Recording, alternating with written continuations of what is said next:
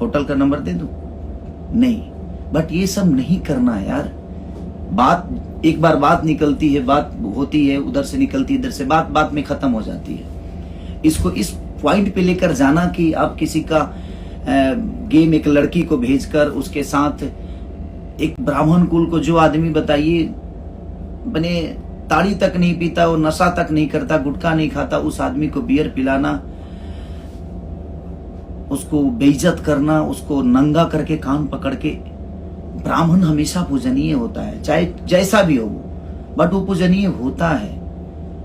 और ब्राह्मण, भगवान राम भी ब्राह्मण के ही ज्ञान से ऊपर आए थे।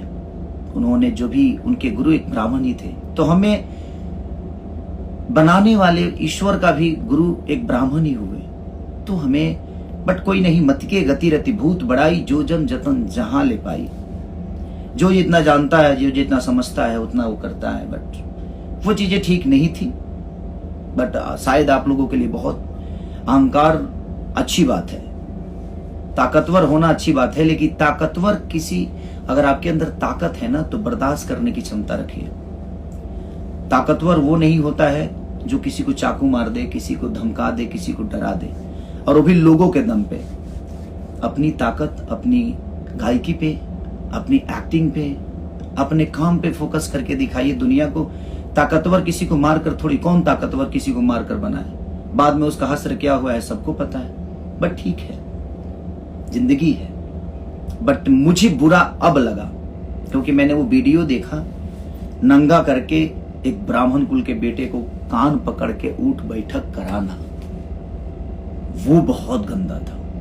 अभी तक तो ठीक था कि हाँ बोल कि सलमान खान है, ये है, वो है, ठीक है, मैंने देखा वीडियो, यानी कि चलो यार ठीक है, मैं कुछ नहीं बोलूंगा, और मैं बोलना भी नहीं चाहता था। बट वो चीजें जब देखा तो मुझे थोड़ा सा बुरा लगा, क्योंकि मैं एक ब्राह्मण का शिष्य हूँ। मेरे गुरुजी कमलाकांत मिश्रा जी ब्राह्मण हैं, और मैं उन्हीं के आशीर्वाद से बड़ा हुआ, यहाँ तक पहुंचा, और हर ब्राह्मण का सम्मान करता हूँ। मेरे साथ रहने वाले जितने भी